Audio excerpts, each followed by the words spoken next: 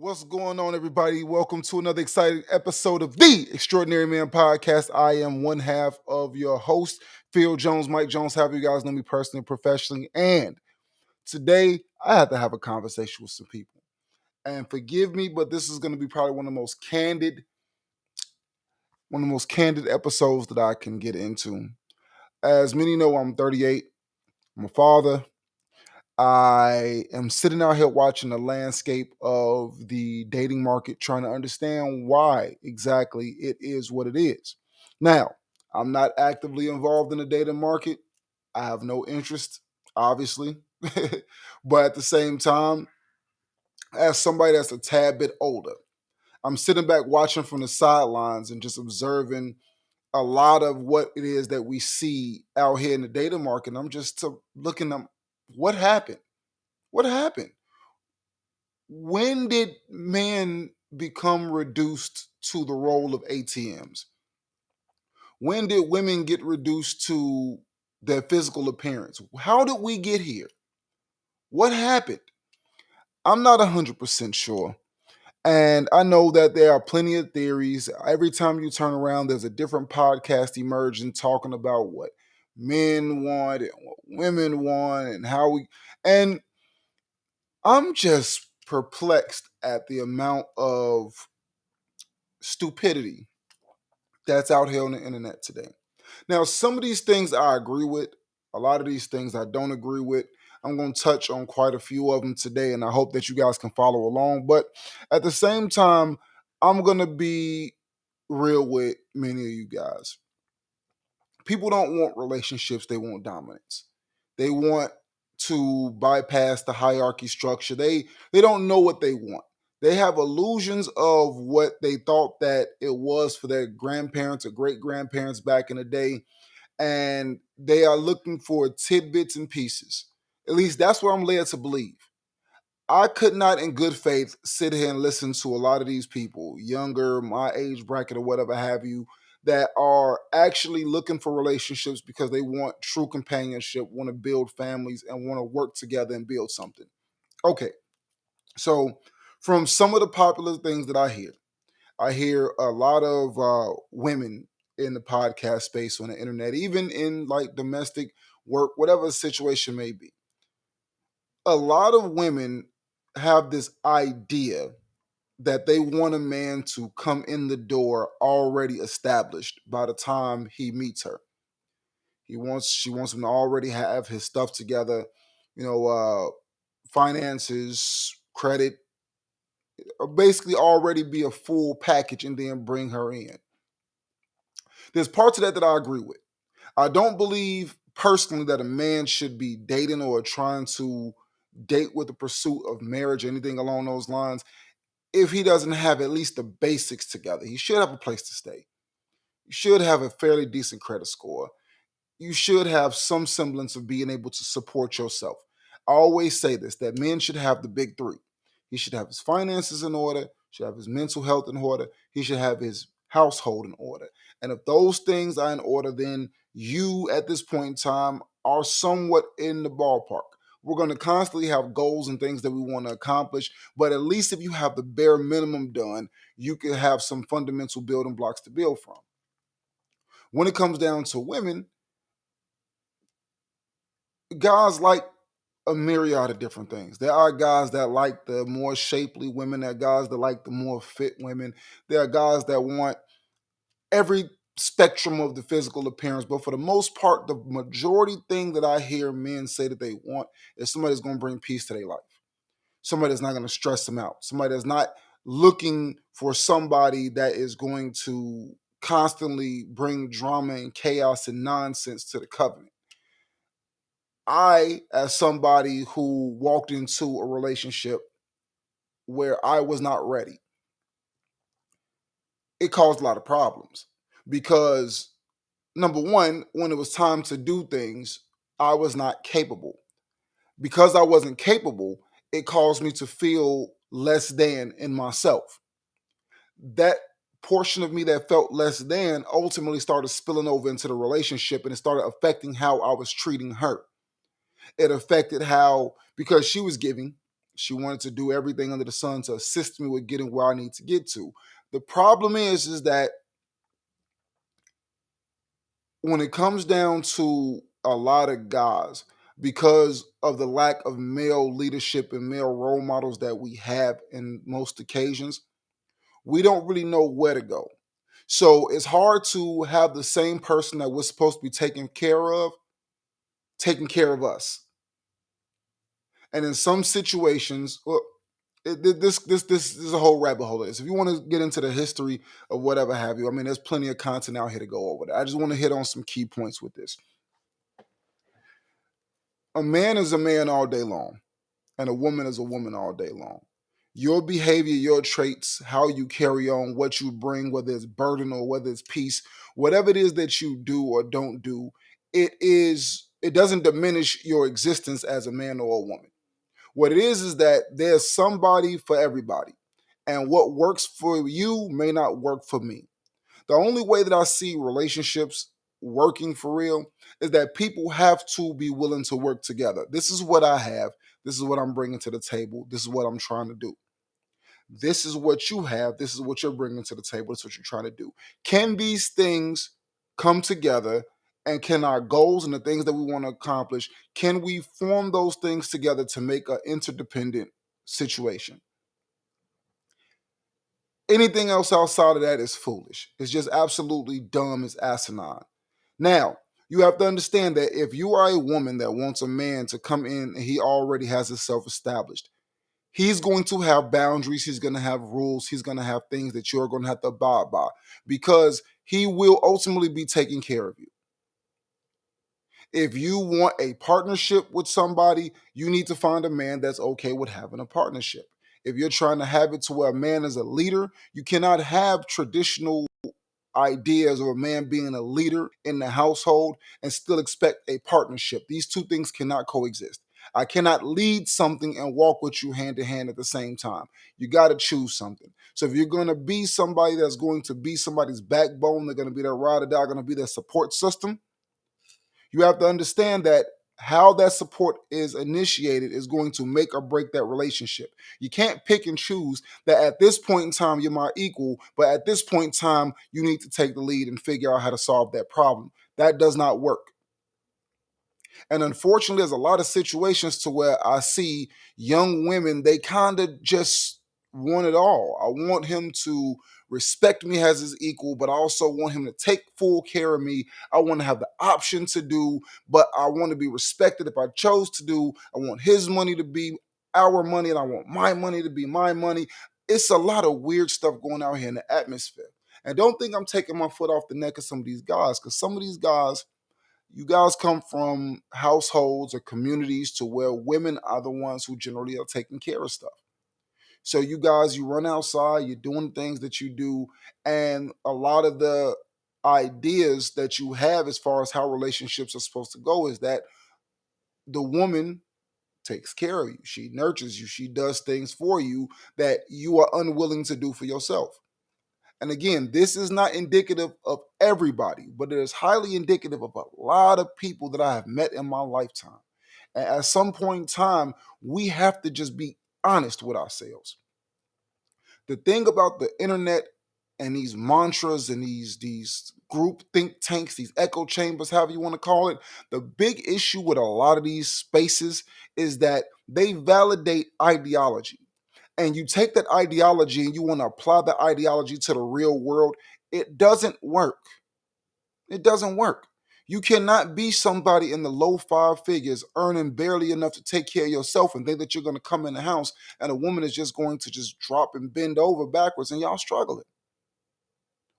You have to think about what are you providing that is giving that woman the comfort to be able to do what it is that she does. On a retrospect, a feminine woman is a feminine woman, no matter what's going on. There is no, oh, I need him to do X, Y, Z in the third so that I can operate out of my feminine. Who says this dumb stuff? It's stupid. Either you are or you're not. It's not a light switch that you get to turn on where you decide when you want to be somebody's helpmeet or not. Either you are that or you're not that. Stop trying to operate and play both sides of the fence as if I'm just this creature that can just do and transform at a moment's notice. It's not that way. We are creatures of habit. What we project is what we project. How we are toward the people that we deal with is how we're going to be. And when you respect a man, you're going to do certain things that you won't do when you don't respect a man. When it's a man that you feel that you're settling for, you're going to treat him different than a man that you think that you landed the jackpot with. And that's just the bottom line. And a lot of gentlemen don't know their value, they don't know their worth, so they walk into these situations to where they feel as if they found a woman that she's beautiful, she's fit, whatever the circumstances may be as far as his ideology of things, but she's everything under the sun, but she doesn't respect you. And you can see it how she talks to you. You can see it how she treats you. You can see how she addresses you when she gets mad, the words that she says, the malicious thing that she does when she's in a state of emotion will tell you a lot about how she actually feels about you. And a lot of times we ignore those red flags. And women, on the other hand, you ignore all the red flags because if it's somebody that you want, you will completely turn the blind eye to him because you want that person. He's not going to change for you. Woman, he is not going to change for you.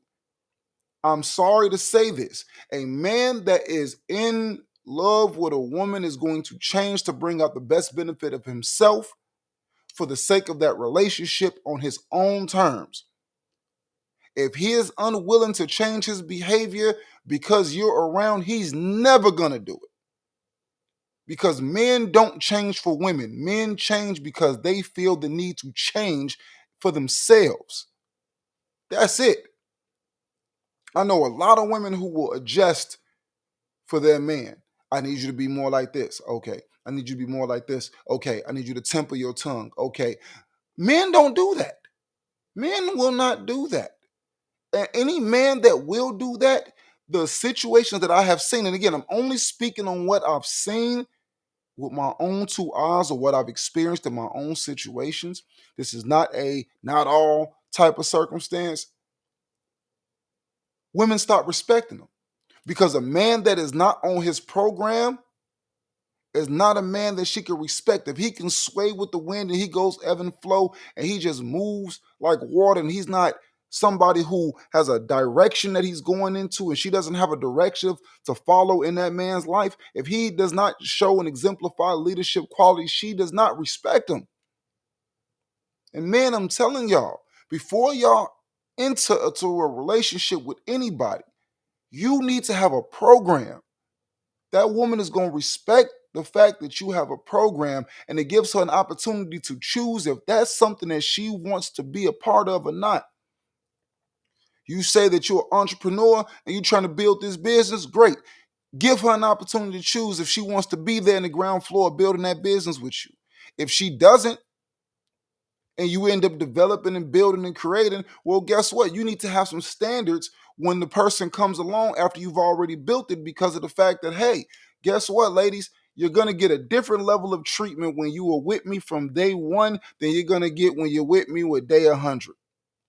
My established me versus my building block me, the person who was with me when I had nothing is always going to get more than the other one. Point blank. Now, again, I know what a lot of women would say. Oh, well, men become successful and then they trade up. They change. They do this. They do that. Sometimes this is true. We've never seen ourselves in a position of where we've been. I'll say this.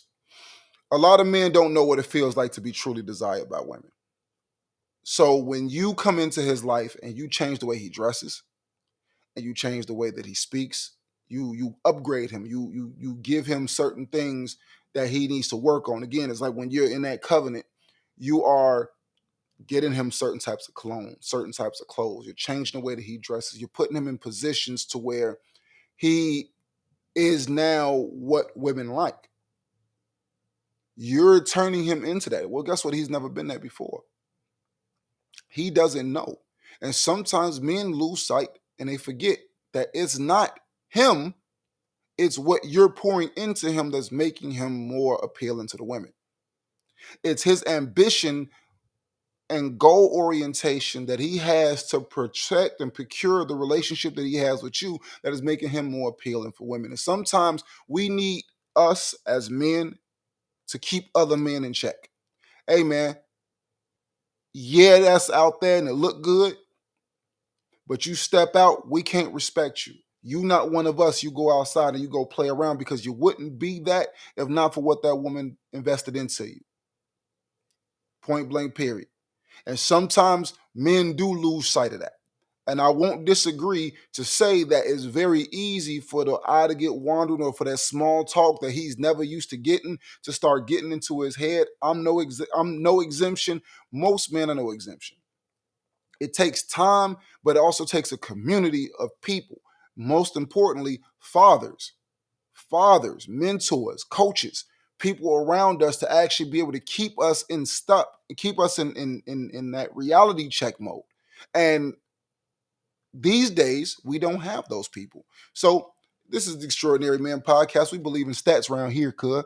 So first things first, I'm going to go into the father's home stat.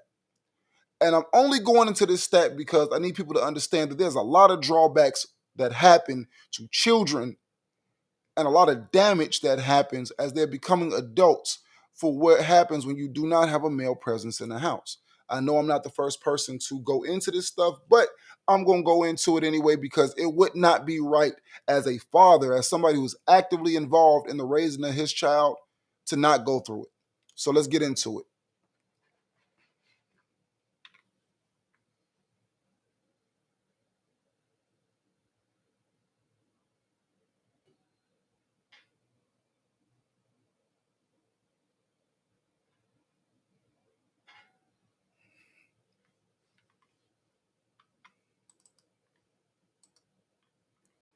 So I was looking this up, and this is one of the latest reports that popped up. You guys can see the website. I don't know if you can or not, but it is gitnux.org, and it's talking about fathers' home statistics. The author of this article is named Janik Lindner.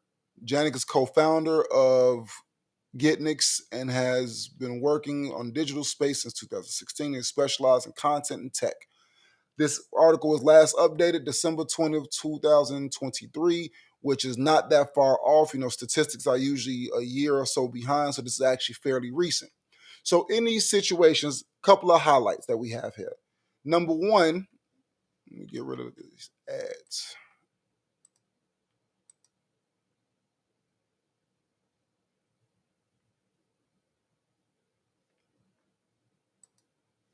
All right, so let's get into this. Couple of highlights.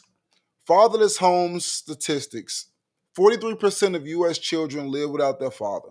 90% of homeless and runaway children are from fatherless homes. 63% of youth suicides are from fatherless homes. 80% of rapists motivated with displaced anger come from fatherless homes. Fatherless children are at a dramatically greater risk of drug and alcohol abuse. Children raised without fathers are 4 times more likely to live in poverty. Students coming from fatherless home are twice as likely to drop out of school. In about one of the 15 leading causes of death, the absence of fathers is statistically significant. 85% of children who show behavioral disorders come from fatherless homes. Kids from fatherless homes are 5 times more likely to commit suicide. Children in father absent homes have significantly higher odds of incarceration. Teen girls from fatherless homes are 3 times more likely to become pregnant. Children with absent fathers are 2 to 3 times more likely to use drugs, experience health, educational, or emotional problems. Now, in this article, there's plenty of breakdown in each one of these things as far as the statistics, and there's all types of literature here. I'm not going to get too specific in most of this stuff just because of the fact that that's not the point that I want to make. The point that I want to make is the fact that we are at a place to where we have to understand that mom and dad are a unit.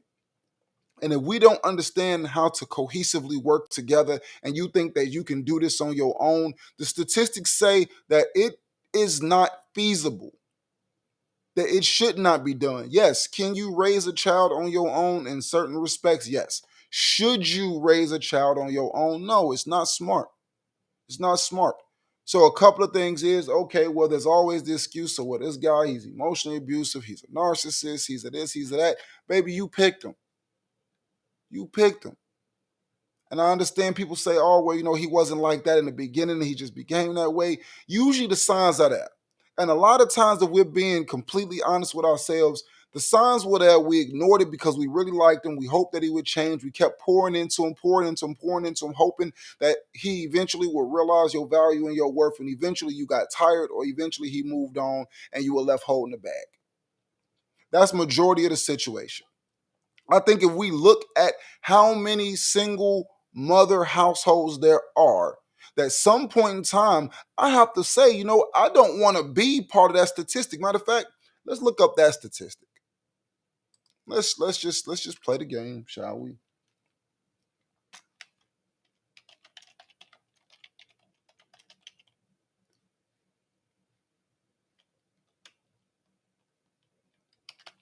All right, just 1 second.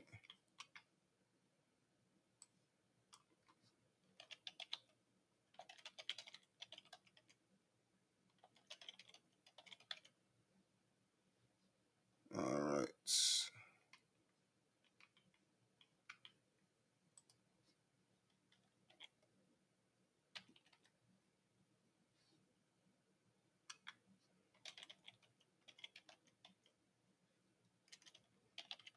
Bear with me for a second. I just want to go ahead and try to get this stuff pulled up.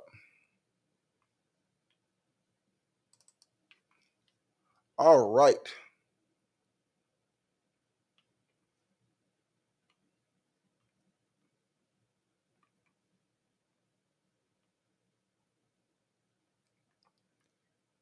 So this is a little bit more than what I anticipated, but let's get right into it. So I'm gonna pull this up, and I just want you guys to follow along with me.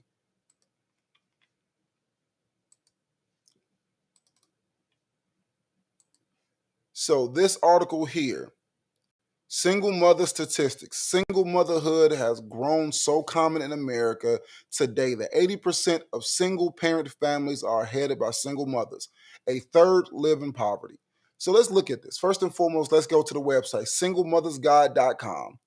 Is the website that I found. Didn't even know that this was a thing. But it has stats and it has all types of stuff here. So let's break this down. So we're looking at approximately 10.89 million single parent families. Those are families, qualified families under one roof. 10.9 million households is saying that, and this was updated February 7th of 2024. So this is very recent. You can see right here where it shows the updates there. 79.5% of homes are headed by single mothers. 33.1% poor. 24.3 were food insecure. Not exactly sure what it's a creative way of saying not have enough food. 45.4 received food stamps. 20.8 unemployed an entire year. 9.2% of those single mother households had no health insurance, and 11.2 not completed high school. So it says about 4 out of 10 children were born to unwed mothers. Nearly 2/3 were born to mothers under the age of 30. Today, 1 in 5 children under the age of 18, a total of 15.7 million, are being raised without a father. According to the U.S. Census Bureau, about 10 million single parent families with children under the age of 18, almost 80%, were headed by single mothers. A third lived in poverty. So let's go down a little bit more. All right, so around half, 51.4% of single mothers were never married. Almost a third, 29.3, are divorced. About 2/3 are white and 1/3 black. So right here in this statistic, over half never got married at all. 29.3 in divorce. 15.6 currently separated. 3.6% widowed, meaning the husband passed away.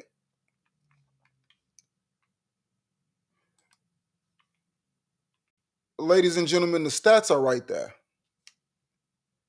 When the information is right there and it's right at your fingertips, it's like you have to look at things and say, am I making quality decisions before I offer my womb to a man that I'm not sure is going to actually be that way that they say? And the only way is that you have to require commitment before you give them access to your womb.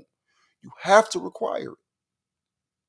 You have to evaluate it. And I'm sorry, a lot of the times, a lot of the decent men you're not attracted to. I know a couple of women that actually had fairly decent guys. And when the problems came in with those guys that they had, they felt in their minds, because they were young and they were pretty, they were at the height of their pretty, they felt like if I could do this and I could get this kind of guy, imagine what else I could get. They end up leaving that guy and their lives nosedived. Horrible guy after horrible guy, baby after baby, poverty, rising out of poverty, going through the problems, looking for family to support them. Family is not able to support them. They grow older and bitter, and then now the anger is at men. But you had a good man. You had a man that only thing he wanted was you and the family that he intended to cultivate with you, and you left him to go to the streets because you thought you could find better, and reality snuck up on you. And again, this is not indicative of all. There are multiple things that take place. Only reason I am so hard on women in this regard is because women are left holding the bag. You are the one that is left holding the bag. So if you know this, then you have to have higher requirements for guys. And I'm gonna just tell you our God honest truth. If women raise the standards, men will rise to the occasion. Because the one weakness that most of us men have is a woman. So if there's a realistic expectation that men and women are going, that in order for me to get the woman that I want, I have to rise to the occasion, then that'll just be so. All I can say is this. In essence, as I listen to all of these podcasts and I listen to all these people talking and using conjecture to try to get their points across, it saddens me and it sickens me the fact that we as a viable society can't use common sense as far as trying to decide how we want to go for things. I saw something where a young lady was saying, oh, well, if you know my vibe and you know how I am, you send me $30 for lunch, thank you, that's going to cover the tip. Cover your own damn tip. Cover your own damn lunch. You work, go figure that out for yourself. No self-respecting man that you do not have an established covenant with should be sending you anything. That's my take. Somebody might feel differently. It don't matter if I have it. It doesn't matter what the situation is, whatever the circumstances are. To have unrealistic expectations that men are just wallets that should just automatically it should just be muscle memory that when you open your mouth or snap your fingers that my wallet should just jump at a moment's notice. That's foolishness to me. That's foolishness.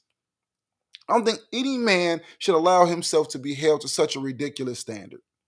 Listen, guys, ladies, collectively, you can consume as much media as you want. You can ignore this, you could chop this up, screw it, you could whatever you decide that you want to do with it. Only thing I'm saying is the fact that the only thing that actually works, the only system that actually works is cooperation. It's understanding that if this person is here and this person is here, the goal is for us to build together. It's not for you to come into a situation and piggyback off what I've built prior to you coming in. It's supposed to be for you to meet here and what you bring and what I bring to be able to cultivate those things and for us to grow them together. Nothing else works. You want to be somebody that's taken care of, or you want to be the OnlyFans model, and the guy you want to be a bum, you want to be a rapper, you want to be this, that, and the third, and want the woman to take care of you, whatever the spectrum is. The only thing that works is we meet at the middle where we are and we decide to build from where we are, and everybody is all in. If you're not all in, don't waste each other's time. Realistically, somebody that wants to give herself to me is going to give herself to me. No questions asked. And guys, you got to learn this part. You will fight tooth and nail to earn a spot that some man got for drastically less just because she wanted him. It's okay to work hard for what you want, but it's not okay to do unrealistic things in the hope of gaining something with no guarantee of it. If there's a chemistry, if there's a vibe, if she's putting as much into the reaching out and the communication and coming up with ideas for y'all to get to know each other, if you tell me that Cheesecake Factory of where I take you on a date means more to you than spending quality time with me, she's a loser. She's a loser. Get rid of her. Don't even waste your time with her. Because I guarantee you, in the right set of circumstances, somebody will be at her apartment or her house door knocking her walls down with absolutely no necessary, no need to do any of that stuff. He's just a text message away. He's just a what you doing text away. Don't put yourself in those type of situations. Ladies, do not give yourself to men without having realistic expectations for what you are looking to gain from that situation. And it has to be mutually beneficial because once you give your womb away, it's gone. It's gone forever. Do not allow yourself to be another statistic. You don't have to be. You don't have to be this way. You can avoid it. And the easiest way to avoid it is to use discretion and discernment. Don't take anybody at their words, take them for their actions. Take them for their actions. Actions speak louder than words. What are you showing me? What are your consistency patterns? Does it work for me? Kids, is something I can build with? Okay, let's move forward. If it's not, then go away. You cannot build a bear with a man. You can't. He's not going to become anything more than what he chooses that he wants to be. Anyway, guys, that's my time. I really don't like spending time talking about relationship topics because I think that is overdone and mundane. But I just wanted to touch base on this one because I thought it was highly necessary that you guys hear from a point of view that's little different than what you're getting on the internet right now. Anyway, that's my time. Make sure you leave comments, like, comment, concern, whatever have you. And welcome again to another episode of The Extraordinary Man with Phil Jones, Mike Jones, however you guys know me personally and professionally. Make sure you subscribe to the channel. Peace.